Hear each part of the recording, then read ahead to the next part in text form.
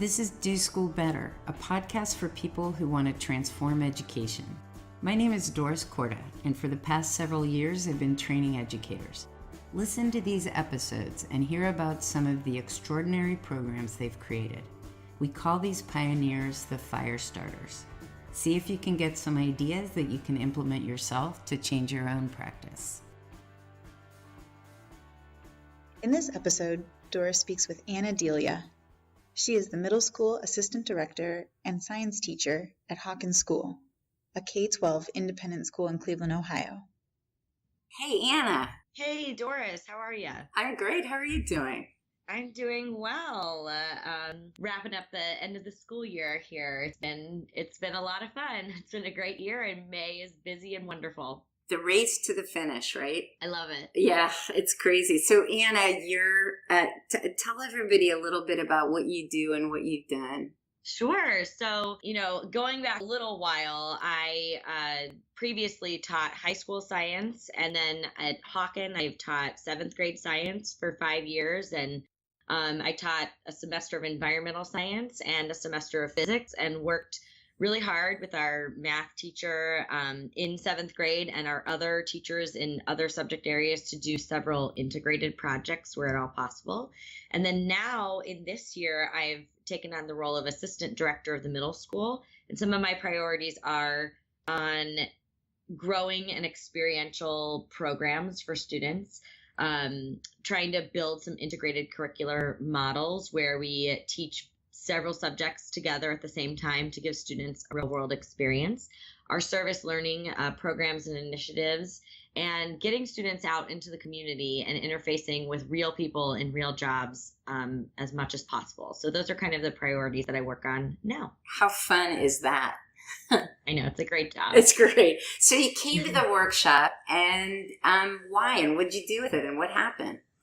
Sure. So I have long been a fan of seeing something or hearing of something, and if I feel in my mind it sparks a little interest, or that sounds like something I could be interested in, or that sounds like something that I would learn a lot from, or that sounds like something new and innovative that I should probably be aware of, I love to sign up. I usually, will check in with the workshop coordinators or people who've been before, ask, is this something that, you think I could benefit from? And in this case, it really was. I met some teachers who'd been to your workshop. I, obviously knew you and Allison and Tim, and I thought, why not try this new approach that I'm hearing about and get more information? So I was thrilled to kind of put through the request and have the time and spend a couple of days here in Cleveland, getting to know what you have been doing in the entrepreneurship program at my own school a little better. And beyond that, I would say the curricular model that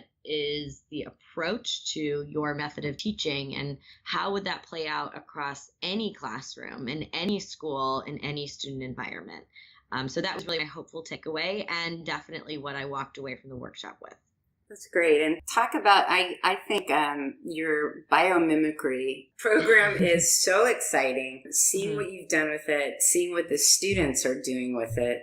Can you talk about it? Tell us what that's all about. Sure. I would love to tell you a little more.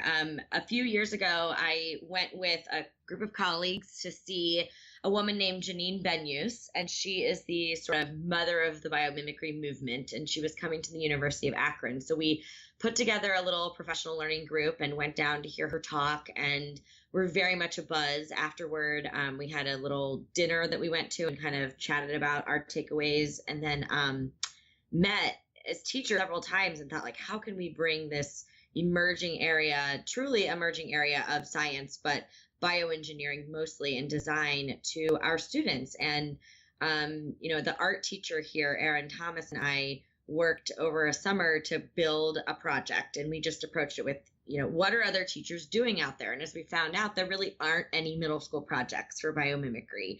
We really haven't been able to find a curricular model that we could even follow.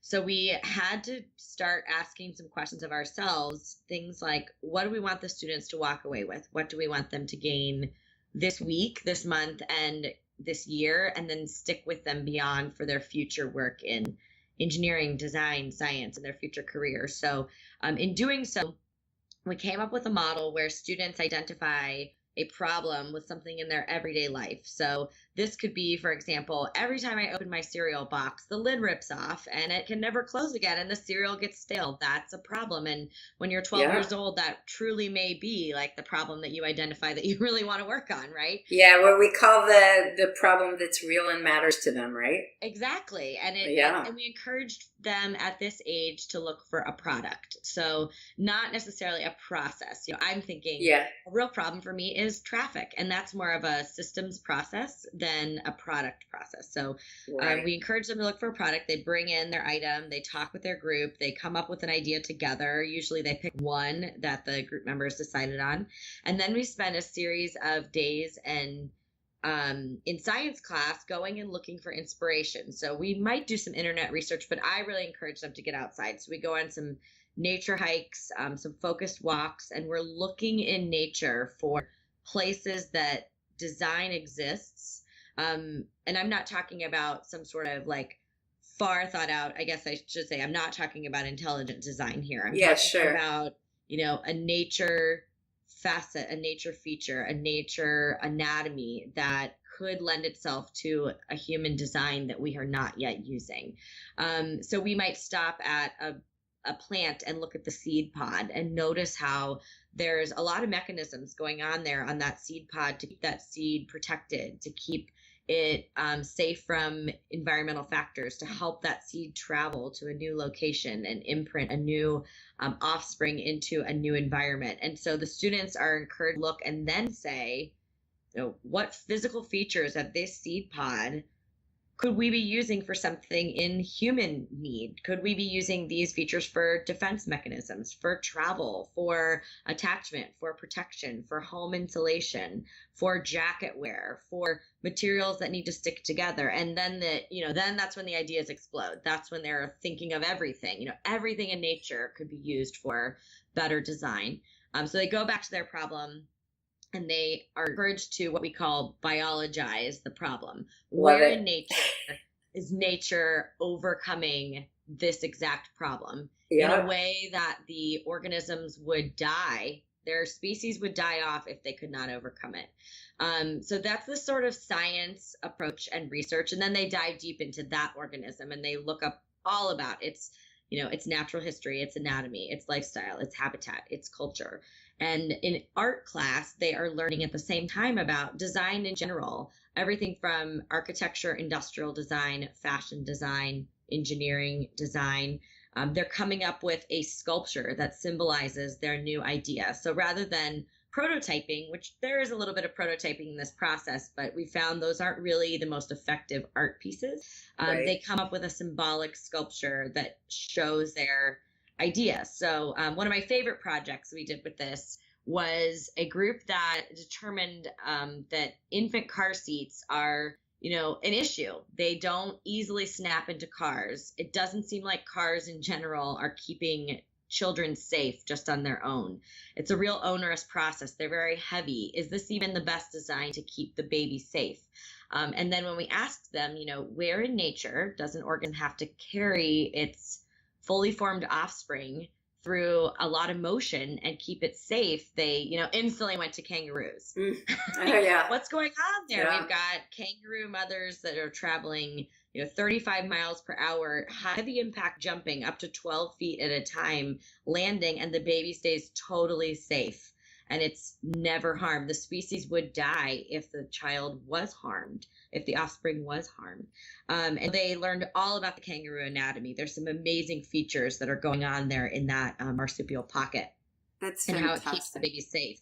And then their new engineered design was a car seat inspired by the leg anatomy and the pouch anatomy of a kangaroo that they believed would keep that baby in a motion rocking feel within a car contained and safe at high speeds. Of course, we can't create that item here in a middle school, but that's their idea, and they to see it through, and they have a process in place to think through an alternative design to a problem that we feel is truly innovative in the next step of design work. When this age group is in college and graduate school, we hope that they are able to be truly designing those kinds of products to meet human needs over just going with traditional models and tweaking the paint color, for example. Yeah. So here you have some I'll call it content or objectives. You want students to learn science, and you want students to learn some various aspects and skills within art, design, and so each student is working on a problem that they've identified matters to them to solve. Exactly. And they're creating a solution. So it's exactly, whether it's an entrepreneurship class or a biomimicry or whatever, they're creating in teams a solution, and they have to learn a ton about the science and the design, and the biology in order to be able to be generative and innovative and creative. Exactly. And this project lends itself to an easy individualization of science learning, because one group or one student might be really interested in anatomy of an organism that enables it to live its life in a way that will be successful for its offspring. Another group might be really interested in the chemistry of leaf color of different plants, and they're doing a deep dive in chemistry. So we have the ability in middle school to spread out those subjects in such a way that we're just calling it science. Yes. And as your group needs it, they can go and access some of those more finer pieces. And then of course they all present to each other, so everyone gets exposure. But myself as a group might really get into an area that I'm personally finding very interesting within science. Well, and of course we humans created this construct called academic disciplines. The world doesn't work like that, right? The world is inherently interdisciplinary. So exactly. But coming out of this work, you've got kids who are on fire about science, and I've seen them. The day that you have them present, and they're so proud when you do the showcase and they present what they've done. I'd like to hear your answer to this, but I would bet a lot of money that those kids, many of them, continue to work on their projects in some way after that. This project, first I should say, one of my favorite sort of secret weapons in the teaching toolbox is your parents are coming and it needs to be done. Yeah. I love to use that phrase of, an authentic audience is arriving at 2 p.m. on Tuesday. Yep. And they are going to be here to hear what you did. At that point, I may not even be in the picture. I could be, running copies in the copy room, which obviously I would never do. But that's the message to them, is you're not creating this for Mrs. Delia and Mrs. Thomas to review. You are creating this for another audience who will come in on a performance day and see all that you have learned. And we'd like for you to be able to talk about it. And we'd like for you to be able to show them what this is all about. And one of my, I think most empowering things in doing that is to give the child a sense that my teacher is my teammate in this, and my teacher is not some other entity that's assessing me. I'm there with them, putting the tape on the table and setting their poster up and making sure that the sculpture is aligned just so, and giving them a place to stand and say, like, this is really going to make your presentation sing to these people that are coming. Like, let's make this amazing for them together. And I'm not, writing on a piece of paper my analysis of how they did. They're getting that feedback in person from the visitor that is there looking at them. And some of these people in this particular project are PhD fellows in biomimicry at the University of Akron, or they are the coordinator of Great Lakes Biomimicry, who sends a monthly newsletter out to all these organizations across Northeast Ohio about work that is going on, including their project. I mean, these are real people. They're not just parents, and they're not just teachers. Yeah. Right. And they are not writing something on a piece of paper that then goes into another location and they get back a week later from a teacher. Yeah. They're watching a human react to what they're saying. And at the middle school level, particularly, you really can't put a value on presenting a child with opportunities to get in moment feedback on who they are becoming as a learner and who they are becoming as a person. And so to have an expert they've never met show up, and also have their parents show up, which, of course is very scary sometimes, or sometimes very, depending on the child, to have this group of people show up and look at them and listen to them, keep their eyes open and stare in wonder at the work that they've created, I think does set a little fire inside of them. Like, I had a vision and I had an idea of how something could be solved, and there are people here to listen to me and my ideas and my solutions. And I find that very powerful. So they are incredibly proud on that day. You can see it on their faces. You can feel the energy in the entire building as they share what they've done. And for me as a teacher, I feel a sense of pride in the empowerment I've given to students more than, you learned 100% of the content, and I'm very proud of you. That's just that phrase. Like, literally, I just got the hair stood up on the back of my neck just even saying that. I feel so uncomfortable. Well, and it's so brilliant. The project you've created in terms of the learning that happens on so many levels. So first of all, it's a big challenge. It's real. They're problems that the students care about that are not yet solved. And they are discovering the magic of nature by using it. Exactly. It's perfect. And we talk in environmental science, we talk about kind of having that nature eye. Like, if you're a data collector in environmental science, you spend a lot of time looking around outside for the fine details. And that's not something that anyone is born with. It's developed over time. And if you're going to spend a career doing any kind of work in the environment, you need to spend time in the environment, right? Just like if you want to do anything. Right. And I'm not trying to shape everybody into a future environmentalist, but I would hope that every student who goes through this project or my classroom or our science program is a better designer and is better at looking at solutions to problems that are more real world, and is more empowered to be a public speaker and a presenter around what they've learned and their ideas. And the avenue we've chosen to do that is through building in these other things, like walking outside and looking in the real world, both in nature and in, the human experts that they might meet along the way. So let me share one other new project I've been working on this year, coming out of the workshop that I went to last summer to kind of reboost, my educational philosophy and think that a little more. I wanted to share with you how I enact a project at school this year.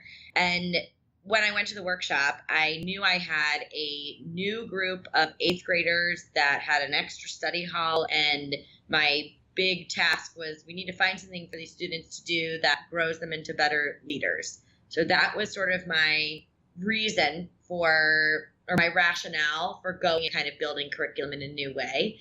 What I walked away with was this model that I need to consistently give them real problems from real people in real time, and they have to present back a solution after a set amount of time when they've done some real research on the topic. Which is actually similar to the same thing with biomimicry, really, right? Right.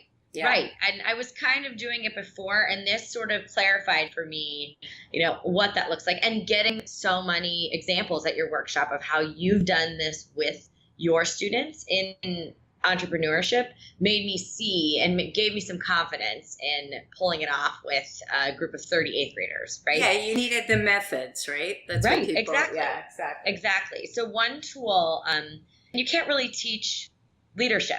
As I learned, you can't just sit down and read about leaders. You really got to do things that empower students to be leaders, or show them along the way techniques that might be needed to be a leader in the community. So the first problem that we gave them at our school was, we don't have any connection between grades, and we are a K through 8 campus. Actually, we have 3-year-olds here, and we don't have that much connection. Once you get to 8th grade, you're just doing 8th grade things. They met with school administrators and heard very clearly that this was something that we needed to work on as a community. And then we encouraged them to go out and do research with our younger grades, with the students and the teachers, and find out what are the needs, what are the places that have been missing 8th grade engagement all these years, or or in recent history. One tool we gave them actually was the business model canvas, although I slightly revised it to be called the community model canvas. And we looked at communities in general. What are the values this community is adding? What are the costs associated with being a member of, this particular grade level or student population? What are the needs? What are the resources that are out there? Who are the key partners? So I had the students pick an area of the school and dive deep into learning about that as a small community, therefore understanding what it might take to be what we call a steward of that community. So in research, they might have spent some time in a lower school classroom looking at times of the day that were challenging for a teacher to give the so necessary individualized one-to-one support that a young child really needs. And they looked at that in sort of a model format. Who are the partners? What are the needs? Who are the resources? What are the resources? And that sort of thing. And then after about 6 weeks of their own independent research, they had to come back and present back to that initial group and give real solutions. Everything from, we need more people on the ground during pack-up time.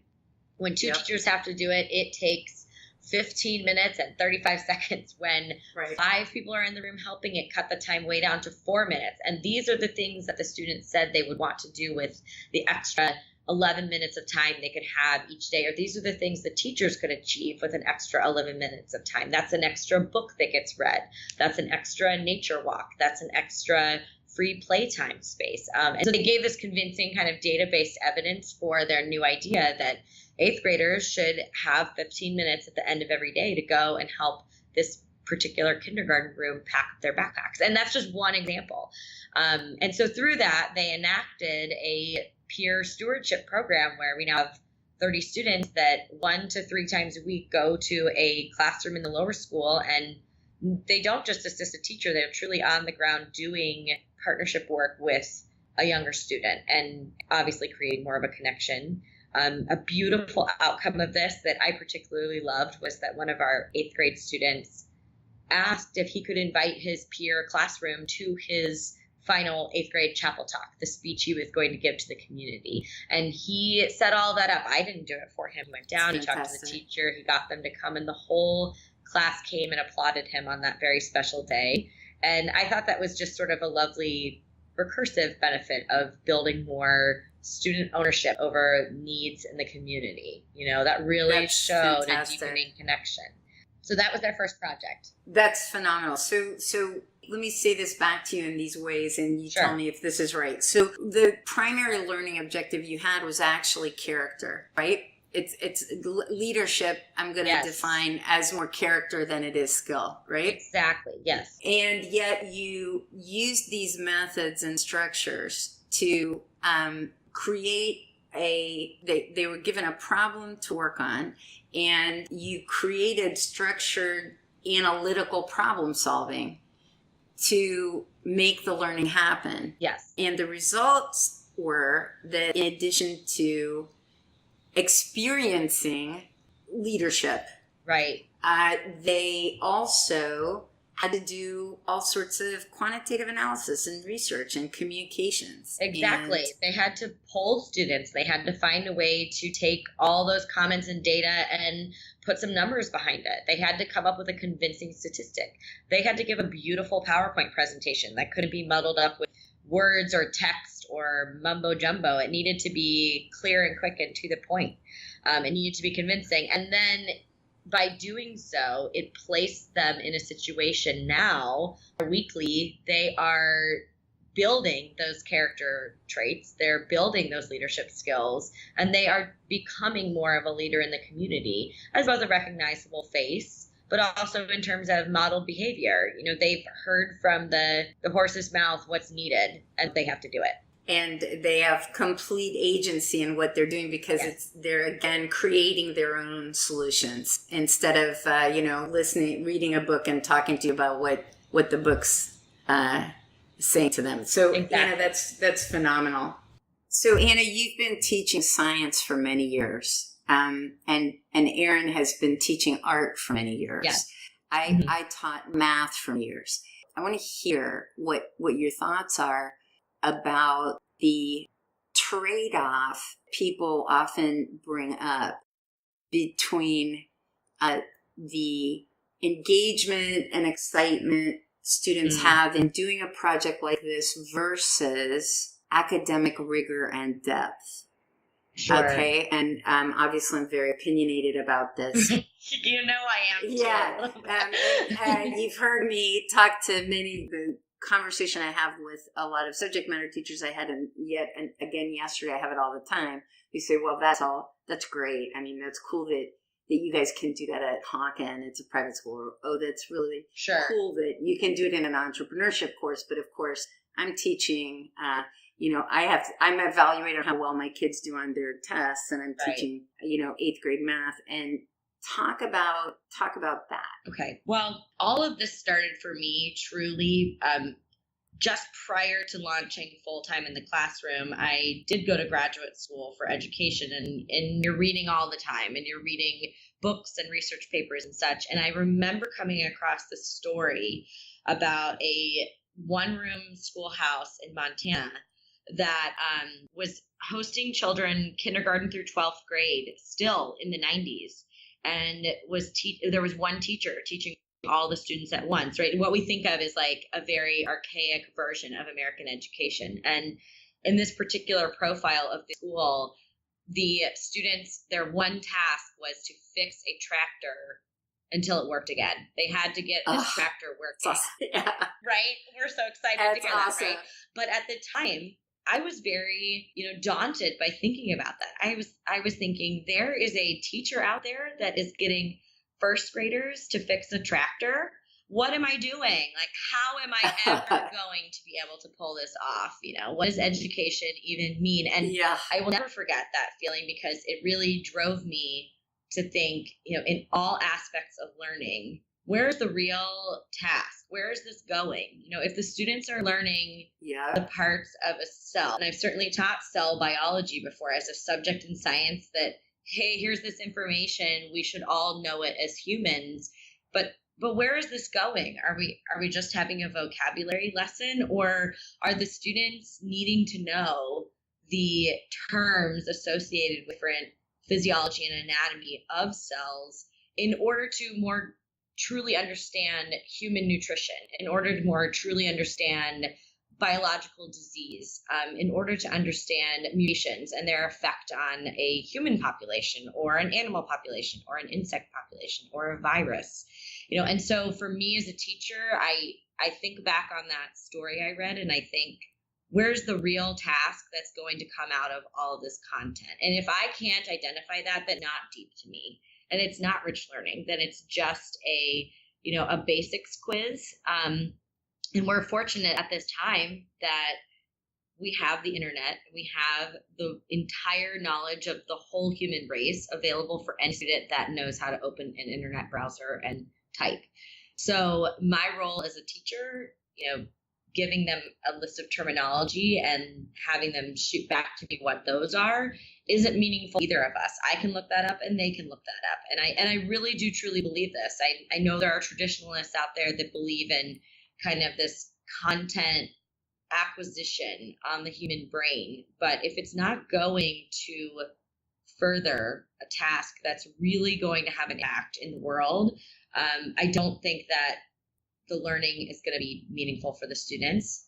And I also don't think it's going to stick, right? I was just going to say, we have research that it doesn't stick. We have a lot of research. If it isn't meaningful to the individual student, it doesn't stick. And so, one of the things, if somebody's listening to this who teaches science right now somewhere, so one of the things I think about, having taught kids for many, many, many years, is if I give up for a little bit, if I give up a little bit of specific content real estate, in order to engage the interest and imagination of each individual kid, and they come out of a project like yours really excited about science and nature and the world, and also having experienced what they're able to learn, how deep they're able to go, even if during the project each individual kid learned something different,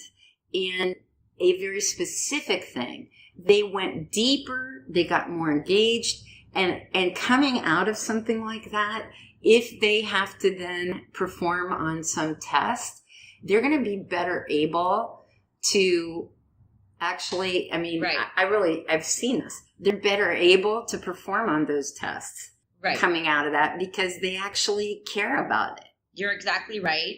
That's certainly been, my experience as well, having taught at the middle school level and having taught at the upper school, high school, AP level, that you still get an outcome that shows that the students do obtain content knowledge where necessary, but the skills are the things that are going to stay with them much further. And I remember talking with our director at the time of bringing this project forward. I'd worked on it over the summer, as I mentioned, with our art teacher, and our director said, what is this really saying? What's kind of going off the table in order to put in a 3 to 5 week biomimicry sculpture project in science. And I came back to that saying, look, we want them to walk away understanding experimentation.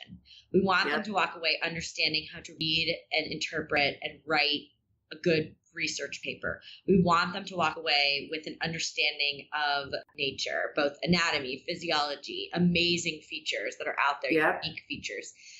I said, I can teach them that. We can do a little research project where they all research, an endangered species, and they make a poster, and they've all, they've all had a research skill, and they've all looked deeply at one organism. But this is going to be a whole new level. This is going to give us a whole new gear. And there was no stopping that once it got started, because we could see how much it meant to our students after the first year piloting it, that now it's like, okay, we got to do more stuff like this. We have to find more projects. So exactly. So Anna, it's next year, and you're teaching an AP biology class in the high school. You have a terrific amount of pressure with a prescribed curriculum that is still, with all the changes, very content focused.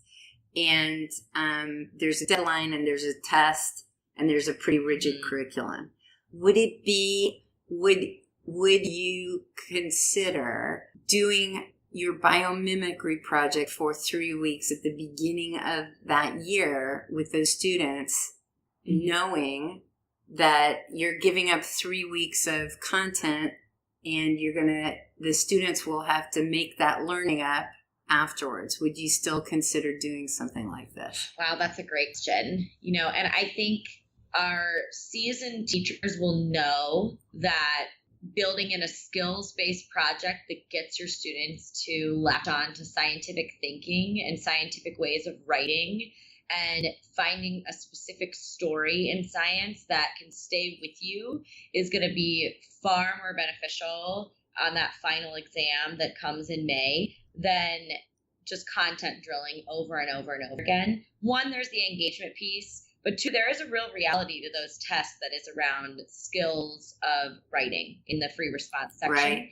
Right. If I were a newer teacher, and I was a younger teacher when I was teaching an AP science course at a high school level, and I was feeling the pressure, I might not feel it intuitively that I could still pull it off, but I know you can.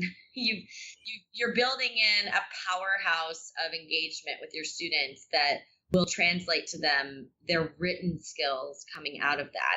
And as someone who used to grade AP free response questions, when you are reading an essay a student wrote in some far off place that came back to you for that grading, that was in the hands of a student who was led by a teacher who taught them how to think beyond just words and beyond just the facts. They have this minutia of knowledge that came into play with some hyper-specific examples, guided by their teacher, of course, but came out in their written section of that exam, which accounts for a lot of their grade as well. That's a great example, and I think even you're getting a lot of extra stuff. I think the easy answer is yes. Yeah, I mean, in my experience, and over and over and over again, kids coming out of these programs and these units improve in a dramatic way their performance in traditional classes because they're engaged. And so my line, it's not about what you teach, it's about what they learn. Right. If the students in your biomimicry, they come out as middle schoolers, they come out of your program excited about science and their ability to be excited by science. How cool is that? Right. It's so cool. And they see it at home, their parents bring that up as well. We poll their families at the final presentations, did you know about biomimicry before coming today? And I actually had a parent write in one time, I did not know about biomimicry until my 7th grader came home and told me about it. And for me, it's like, oh yes, we are innovating, building this new group of students into a brand new kind of engineer that's really going to be able to design for a way the world needs. Well, Anna, you inspire the heck out of me, and I hope you're ready, because I'm betting that you're going to have people reaching out to you who are science teachers out there and art teachers out there, asking if you'll share what you do with them. And sure. I would love to be helpful and a resource and willing to share and chat with anybody That's about wonderful. Their next steps in their own educational journey. Well, thank you for sharing with everybody in this conversation. And Sure. I'm just huge fan and wildly excited about what you're doing. Thank you, Doris. I really appreciate it. Have a great rest of your day. You too. If you like the podcast, please consider leaving a review on iTunes. For more information about our training, go to wildfire-education.org.